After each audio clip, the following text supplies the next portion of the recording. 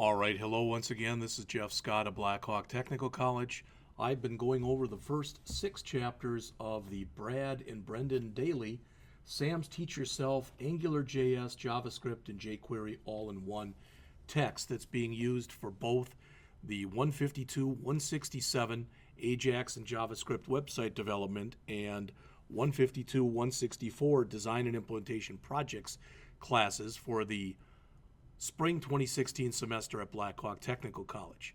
I've gone through the first 4 chapters, which, as you can see, puts me into Chapter 5, jumping into jQuery and JavaScript syntax. So, we have 4 objectives here: ways to add jQuery and JavaScript to your web pages, how to create and manipulate arrays of objects, how to add code logic to JavaScript, and how to implement JavaScript functions for cleaner code. As mentioned, throughout this book, we'll be using jQuery more and more. Notice, jQuery doesn't replace JavaScript, it enhances it. It's even more than that. jQuery is a JavaScript library. So, that's like saying that one library is replacing another library. Okay, they're both libraries. So in other words, and what I'm getting to here is the fact that jQuery is just a type of JavaScript that you can use. So in this chapter, we learn the basic structure of JavaScript and how to use jQuery to do a little bit of stuff. It's just to give you a little familiarity. Now, this chapter will probably be one of the shortest lectures I have because ideally, everybody who's in this class has already taken the 152, 119 Learning to Program with JavaScript class. Since you've already taken that class, this should all be review. And I shouldn't have to spend time saying this is what a variable is, type of an idea. All right, let's first talk about jQuery. Okay, if I want jQuery, I can go out to jQuery.com. And here's the jQuery site.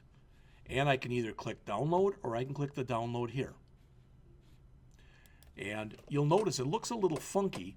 Let me back up because it says version 1.11.3 or 2.1.4. Well, why would you want a version 1 when there's a version 2? Well, the earlier versions, the ones that start with V1, still provide limited support for Internet Explorer 7 and 8. The stuff for version 2 does not. All right. Well, we're going to want to be the latest and greatest here, so we're just going to pretend that the 1X doesn't even exist, and we're just going to go to the 2. Notice it does not support IE 6, 7, or 8. So let's take a look at these. So here's the compressed version of jQuery 2.1.4. And if we look at that file, and I don't want to run it, but if I come here, let's try it one more time. In fact, let's download both of them. All right, so we should have hopefully here both the compressed and uncompressed version, unless I overrode one with the other, but we'll find out right now.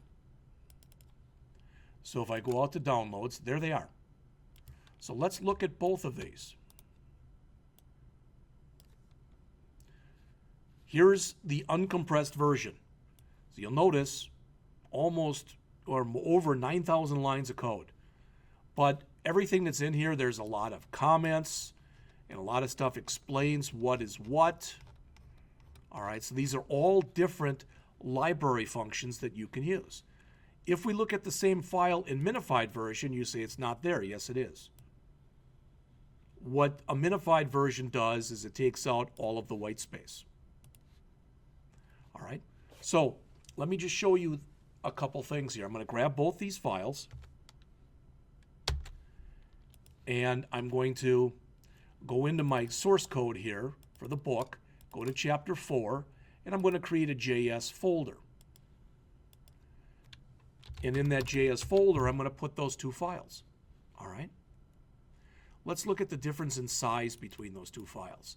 One is 83K, one is 242K.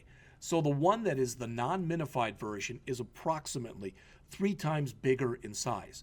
Why is that important? Because if you're going to load that file for different pages in your website, it's going to conceivably take 3 times as long to load. Virtually 100% of developers never do anything with a non-minified version. This is a JavaScript library. You should never have reason to change it. You're just going to use it. So virtually everybody who uses jQuery either does this and they use the minified version, or they go out and they do what's called use a CDN, which is a content delivery network. So I got my choice here. I want to show you these lines of code.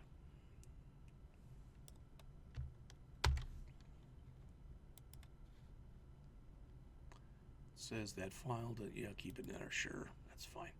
Sure, but I'm going to come in here and I'm going to grab these two lines of code, all right? And what I'm trying to show you is if I have these files, if I have jQuery on the system, I can do this. I can say script source equals js/jQuery dash 2.1.4.min.js script. All right, so that's if I have my own copy of it.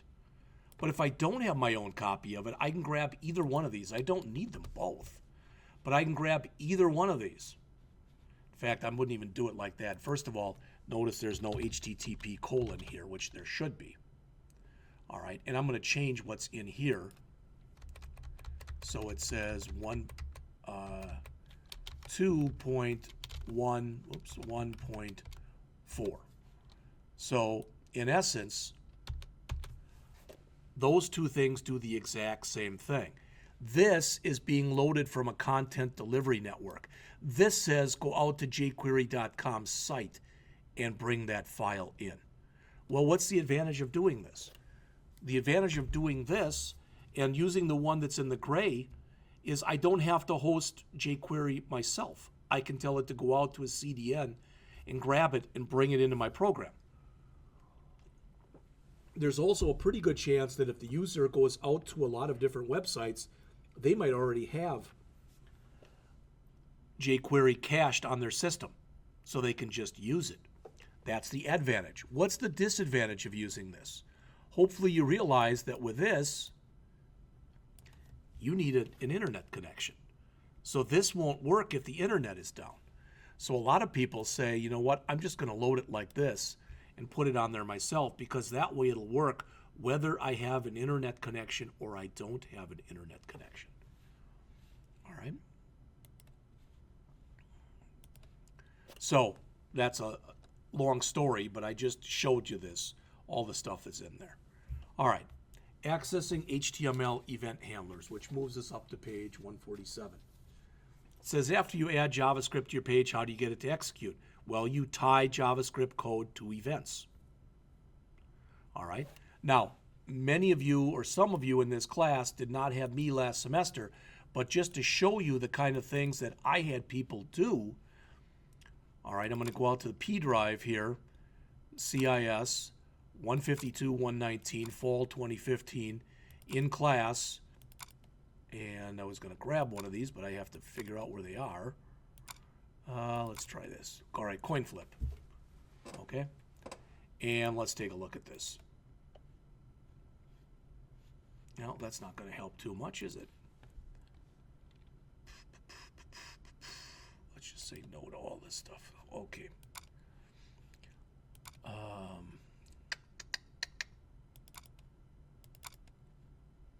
All right, so here's an example. You'll notice I have 3 different files here. So a very simple CSS file. My JavaScript, which is going to be in here. There's no code in it now, there's just comments. And then there's this. This is what I want to show you. One way that you can go and have JavaScript run is in my body. I'm saying put a script tag in there and run main. That main that it runs is going to be something that I write in here. All right. But if I didn't want to do that, I could hook it up, and this is what they show in the book here. I could hook it up to a button click or something else.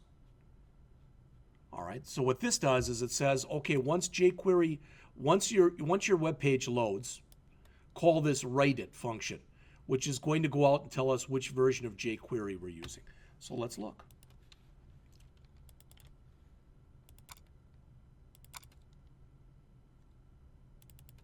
And it says that we're using 2.1.3. And you say, well, that's not the one that we were using. It's grabbing that from someplace. I'm not even sure where. From right there. It's calling it right there. And it's telling us what version was loaded. Why? There's the version right there. So if we change this, if we go in here, I can't do it from there, of course. If we go in here and we manually change this from version 3 to version 4, save it, then go back to here where it says 1.3 and refresh, notice it's now 1.4. Okay?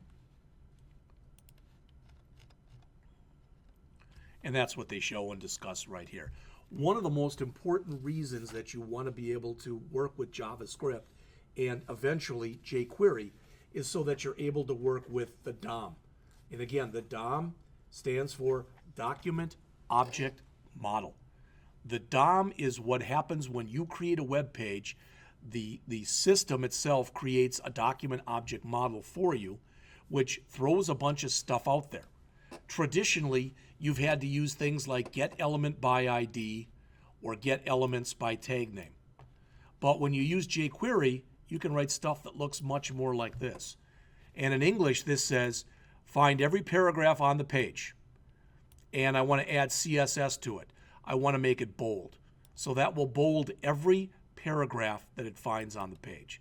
Much faster, much slicker to do it that way.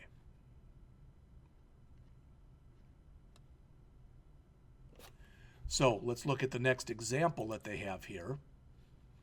Close a bunch of this.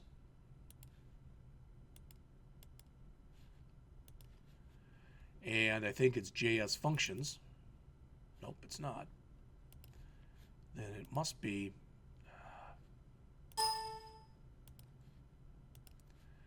I don't know if it's DOM elements. jQuery, I prefer jQuery. All right, so let's take a look at what in the book made that stuff right there happen.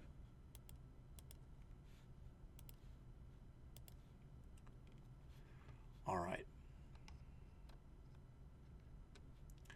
So we're saying in this heading, we want that to be bolded. So we're adding the CSS. That's why where it says jQuery right there, that's why that's in bold. And then the paragraph underneath it, or the text that's underneath it, is not bolded. So you can see that's bolded and that is not. The idea, and what's really important here for you to start understanding, is the fact that by using jQuery, your code will be much more simplified. You'll write less of it, and it'll be easier to work with. All right? Now, understanding JavaScript syntax, this is where we're just going to breeze through this probably in 5 minutes. So it's 11:40. What's a variable? It's a named memory location. Variables in Java start or should start with the word var. If you know what the value of a variable is when you create it, this is declaring a variable. This is both declaring a variable and initializing a variable. If you know what the value of the variable is from the get-go, you should both declare it and initialize it at the same time. Different JavaScript data types, string, to store character string data in either single quotes or double quotes. There is no difference. Number, which handles both numbers with and without decimal places. Boolean to handle true-false data. Arrays, which handle a bunch of different data under the same name. You can have an associative array of data. What that means is rather than using things like this, all right, you end up using things like this. So you use key value pairs and null when something is not known. Now, those of you who had me for the class last semester have already heard this, but if you go out to the site Hunlock Hunlock.com. HUNLOCK.com. The site itself is nothing at all to look at. But they have a JavaScript tutorial underneath there. They talk about the JavaScript number class, JavaScript strings, and including all of the different methods that you can use on them, JavaScript arrays, JavaScript functions, JSON, which are JavaScript object notation, dates, and a beginning into AJAX. I would strongly suggest, if you find the time, to go out and look at this, even if it's just for a few minutes. Again, it's just Hunlock. You don't even have to put all that stuff in it unless you want to, but it is Hunlock.com.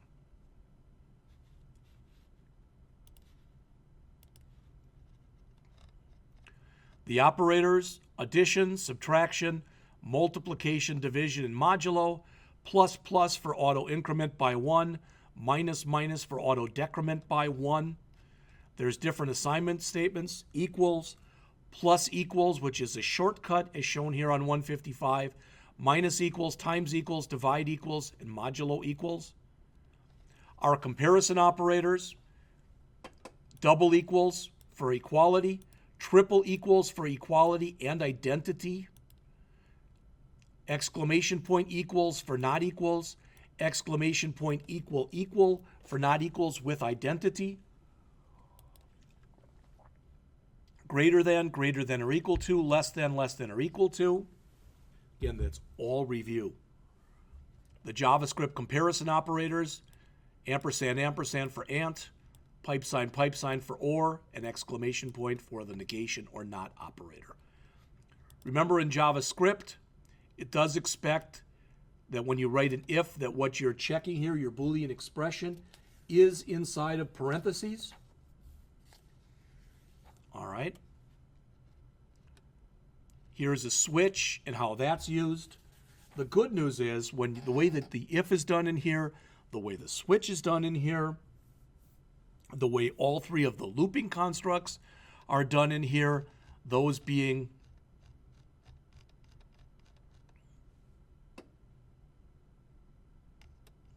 the while loop, the do while loop, and the for loop, those are all identical to the way that they're done in Java. Okay? Java, I think it's a for each. Here it's a for in, which is a shortened type of for loop. Break and continue work the same way. Break to jump you out of a loop, continue to get you to the bottom of a loop and skip the rest of the iteration. You can write your own functions in JavaScript. You use the keyword function followed by the name of the function, parentheses, which can include parameters that are passed into a function, as they show on the middle of page 164. You can return values from functions with a return statement. You don't have to return values, but if you do return something, it's only literally one thing that you can return. As far as scope goes in JavaScript, if you declare a variable in JavaScript and you declare it at the top of your program, so it's not in any function, it's at the top of the program, that means that variable is global. It's known throughout the entire program. All right, finally, just a couple more things that are in here. Try catch blocks. This is the exact same way that you're going to learn it in the regular Java class. After the word try, you put code in here that may fail. If the code fails, the system looks for a catch block that can handle it. If it doesn't find a catch block, it looks for the method that this try is in for a catch block. And it keeps working its way up the call stack till it eventually finds something or it gets up to the top, in which case the program just aborts.